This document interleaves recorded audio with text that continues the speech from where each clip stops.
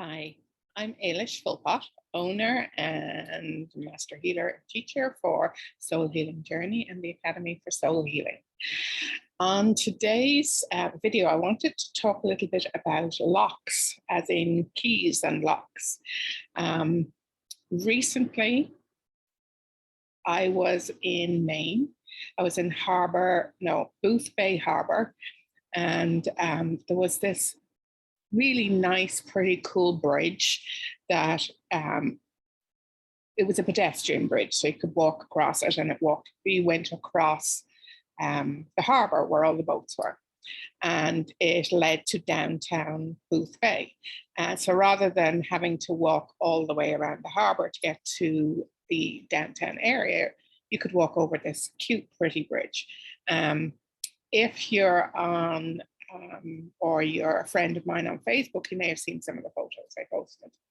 One of the photographs I posted was one section of the bridge was filled with padlocks of various types.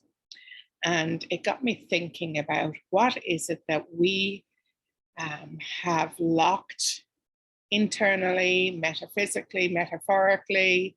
What have we locked that we are looking for the key to access so that we can live a fuller, freer, more enjoyable, more fulfilling life? And when I thought about what it meant for me personally, I thought about the lock that was, it was on me, in me, whatever. It was locking in who I was. And that lock was causing me to feel depression, anxiety, be very ill with depression and anxiety, and not know where to find the key or the solution to release that padlock, that lock. Over the years, with a lot of support, both physically, in person, with various therapists and learning various modalities, that key has been found and that lock has been successfully opened so that now I can live a life where I'm not second guessing myself and praying that if some trauma happens in my life that I end up in hospital. So that was a huge lock for me. There were many other smaller locks around my heart, around being grounded on the earth, around my root chakra. And I know from seeing and exploring with others that they have their locks too. So part of what I do when I work with a client, whether it's individually or in a teaching training session, is I help them see what's the lock that is there preventing them leading the life they're meant to lead, and how do they find the key? Where do they find the key? Usually the key is within themselves, and usually the key is first and foremost, it's about love. Everything is always bottom line about love, but sometimes we have layers and layers and layers of stuff in the way that prevents us accessing that love, therefore accessing that key to unlock what we need to unlock. I'll give you a few examples of some clients, students that I've had. I'm not going to mention any names and I'm not going to be too specific, but I've had more than a few clients who have had relationship issues.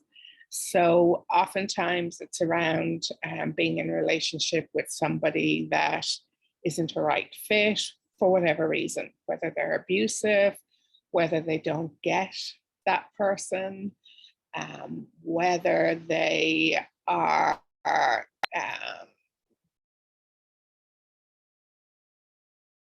belittling of the client, whether the two participants in the relationship are just in a different place in their life. But the outcome is there is oftentimes heartbreak. So that would be a lock around the heart. So what we would look at is why is that lock there? How is it serving? And how do we find the key? So I do it with the client, with the student. How do we find the key and unlock that? So I have seen many clients who have been in unhealthy relationships find their key, unlock their lock, and then go on to have happy, successful relationships. Sometimes it happens quickly, sometimes it's slower, but it's always some form of process, some form of accessing information. Another key area that people often struggle with is, what are they doing here? Why are they here on the earth? What's their mission? What are they meant to do? What's the day-to-day job that they do? Is it what they want to do, or do they want to do something else? Do they know what they want to do? So there's many issues around that topic. And again, I have seen many clients, students step into, particularly those that know they've to do healing, be it as a practitioner, be it with animals, with people, with the planet. They know that is why they're here to do, but they just can't get out of their own way to take the steps necessary. So being in their own way usually means that there's something locked and there's something that's not working for them. So again, it's a similar process in that we find out what the padlock is, what it's locking, and look for the key.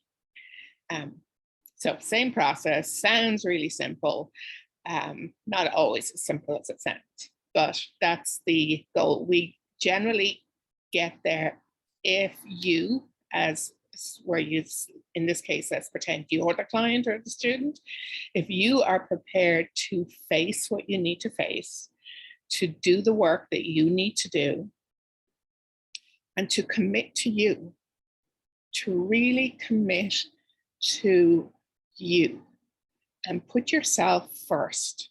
Put yourself first on your own priority list. Put yourself first on your, I need to learn how to love this person list. If you do those pieces, we will find the locks, we will find the key, and you will be able to access what it is that you're meant to be doing. You will find the relationship that works for you, or you may choose not to be in relationship. But whatever is in alignment with who you are and why you're here on the planet will happen. It can't but not happen. So, having said that, how do we access the lock? How do we find the key? So there are a number of different ways. Obviously, sessions, one-on-one sessions are awesome, and they're a great way to do the work that needs to be done. Another way is by doing classes. I teach the 13th octave Laho Chi, which is a very powerful energy, which does cut through a lot of the clutter that's in the way and around the lock, which is probably rusty at this stage. So that's a powerful modality, and many people have huge shifts after that. But my favorite is the one I'm going to talk a little bit more about today, is the Enhanced Year of Healing program. So that program is truly a commitment. It's a commitment to you, and it's you saying to the universe, I am here. I am prepared to do the work, and I am not going to let anything or anyone stop me. So in the Enhanced Year of Healing, there are many layers and many aspects to what we do. So the first obvious layer is we learn different modalities. In the learning of different modalities, there is a choice. So some people learn these different techniques, have energy downloads, etc., for different reasons. Some people want to be a practitioner of a particular technique. Some people want the addition of these energies to a practice that they already have. And other people just want to access the energy for their own personal healing. And I'll give you an example of that. My husband and I, we did a long program in rebirthing breathwork. So it was a 9-month program. And my intention for doing that program was to become a rebirthing practitioner. I love the breath. It's a breathwork technique. And I loved the references to birth and all the issues that kind of surround that topic. It was fascinating to me. So I definitely knew I wanted to be a practitioner. My husband knew that he definitely did not want to be a practitioner. So he was doing it for his own personal journey. So even though he chose not to be a practitioner, he still is making huge shifts in the world. So he is not stepping up and saying, I'm a practitioner of blah technique. He is going into his corporate job. He is standing in his truth. He is being his energy and allowing the healing that occurred during that 9 months and integrated in the period of time afterwards to have him stand there and be enough. So it's the idea that he just needs to walk into a room and the energy shifts. So the year of healing, or the enhanced year of healing, is like that. So even if you do not want to be a practitioner in the traditional sense, you are still carrying the energy and doing your mission, doing your work on the planet. So the 3 main modalities that we cover are, we do Akashic field healing, which is a modality which accesses the Akashic records of each person and uncovers trauma that has not been resolved. So unresolved trauma that's in the Akashic field that is preventing access to future potential. And obviously, during the course of the training, I will go into that in a lot more detail and explain. But if you do have questions about any of this, message me. If this is, I'm trying to think where it'll post, probably on Facebook, put some comments in there, or contact me and I'll give you some contact information at the end. The other modality that we, the other main, so it's like 3 main modalities. There's the Akashic field healing, not Akashic field, 13th octave Laho Chi. So 13th octave Laho Chi, some of you may have heard about it.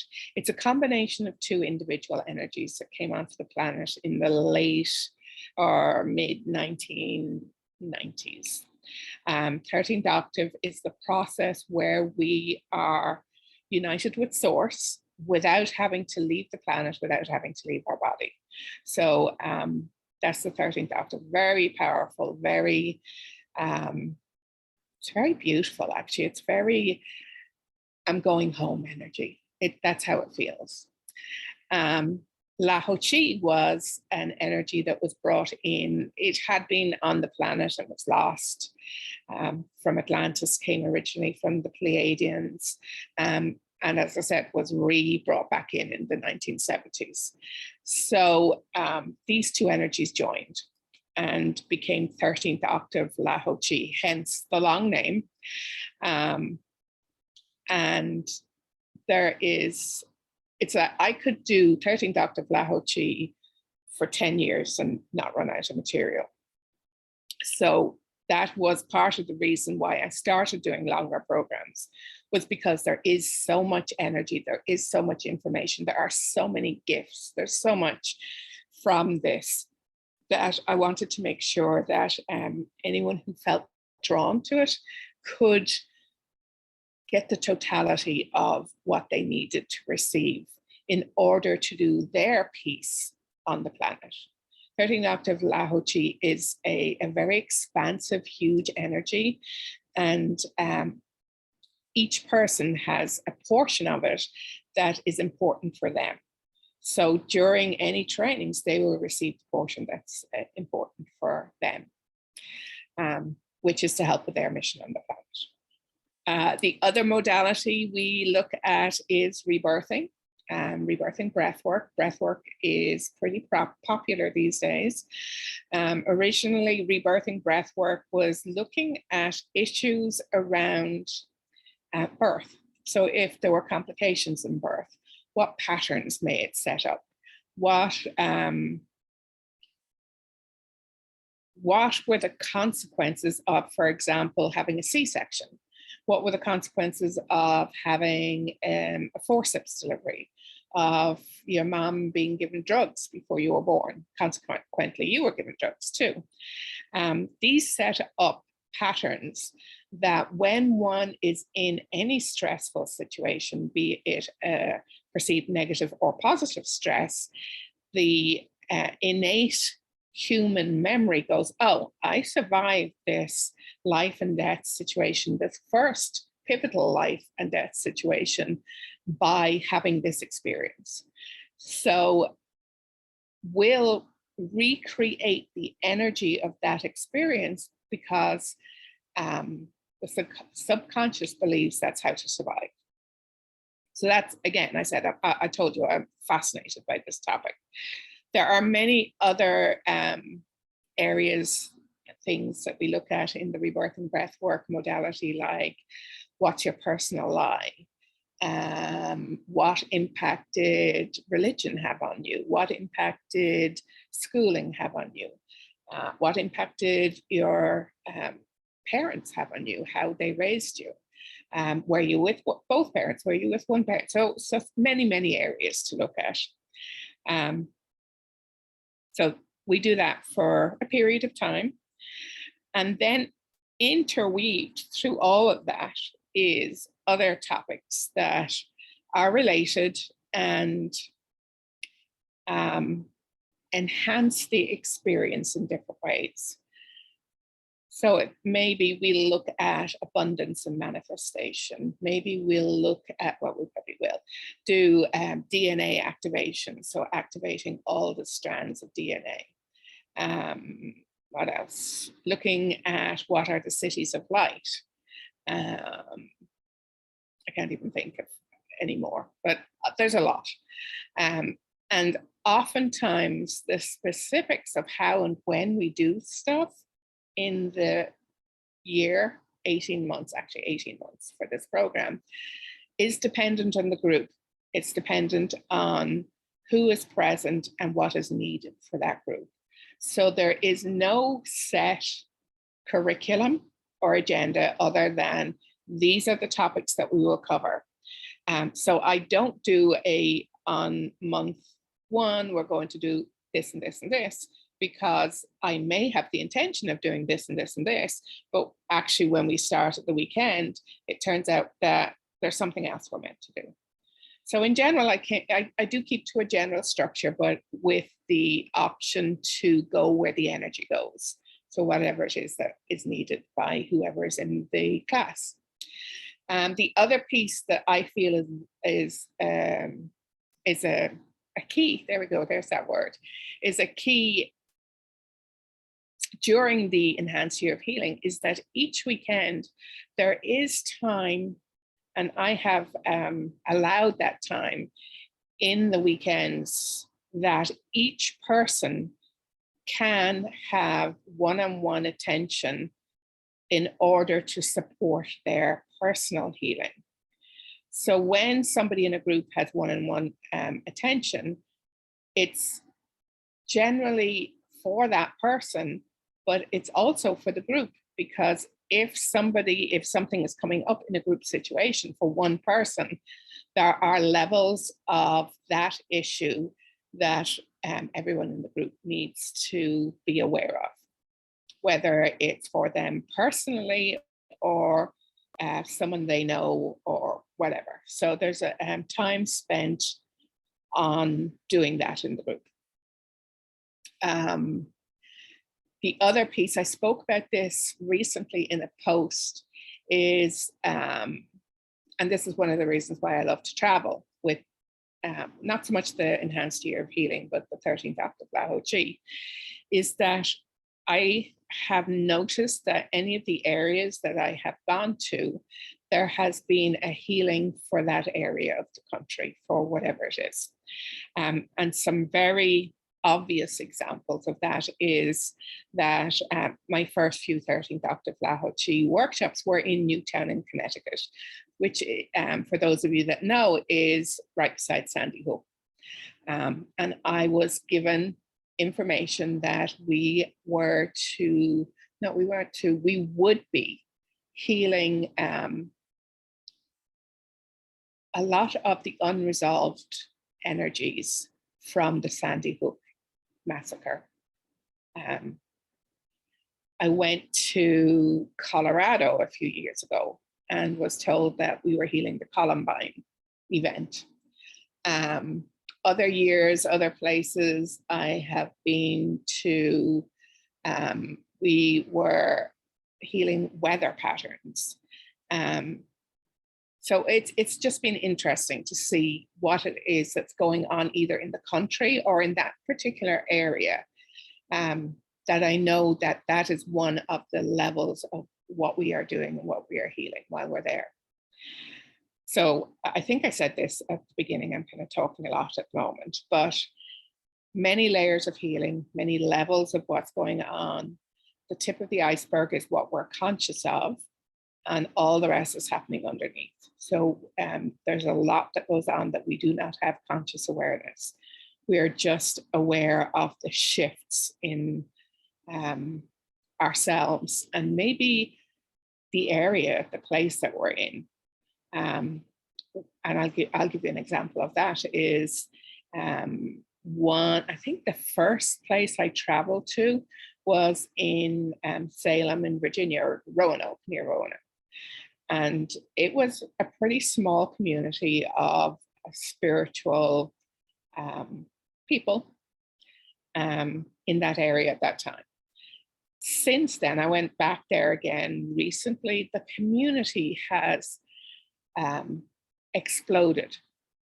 For want of a better word, there are so many people doing so much awesome work and so many groups and so much opening and healing and clearing that has happened in that area that it's awesome. It's just it not that it blows my mind, but it makes me feel good that there's good happening in the world. I have also in my next month or so, I am planning to go to Ireland. In my accent, I'm from Ireland. Be my first time teaching in Ireland. And I know that part of that healing, other than all the obvious stuff that we're doing, is to heal a lot of the energy from the decades of maybe even longer.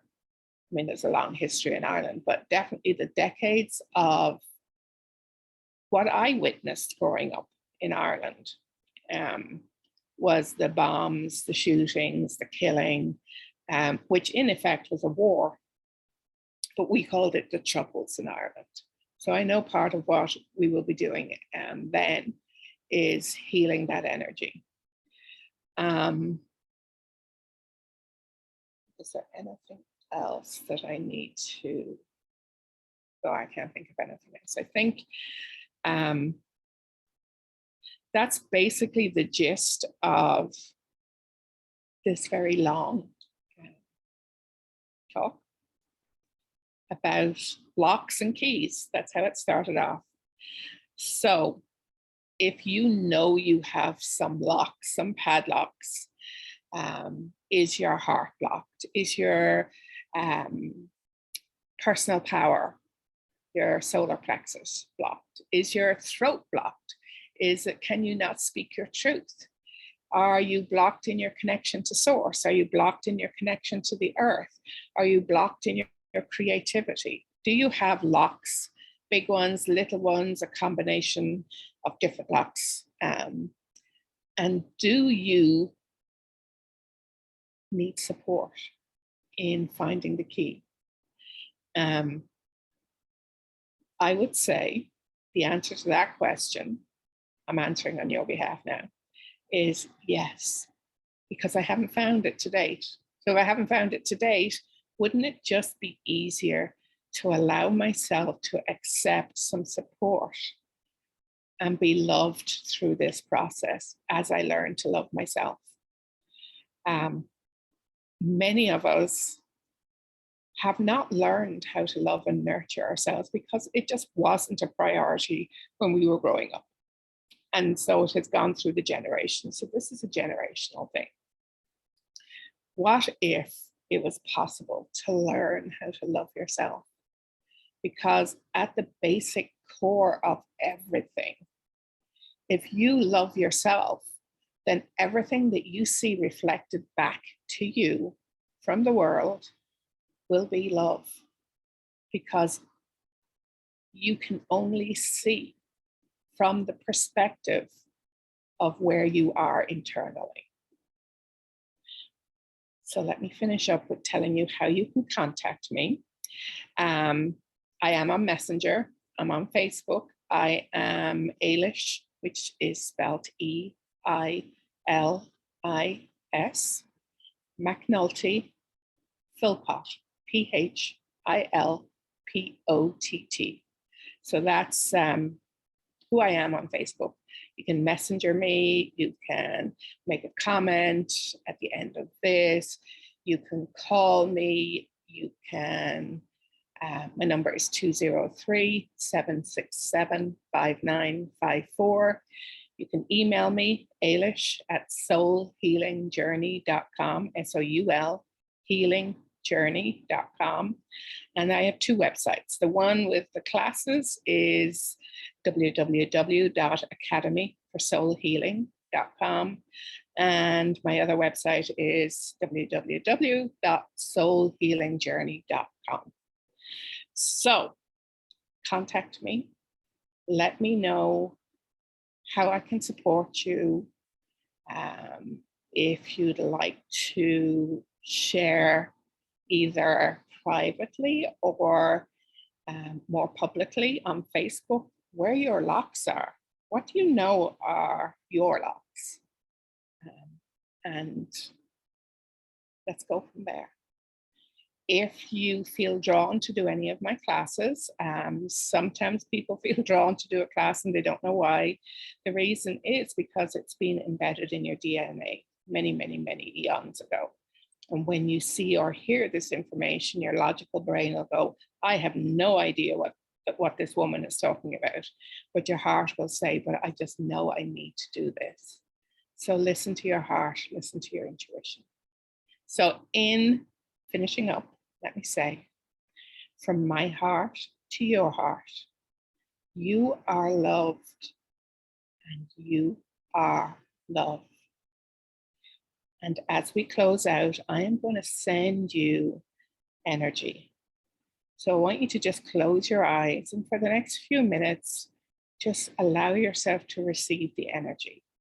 So the energy will continue to come to you even though I am closing down this recording. Just let yourself feel it.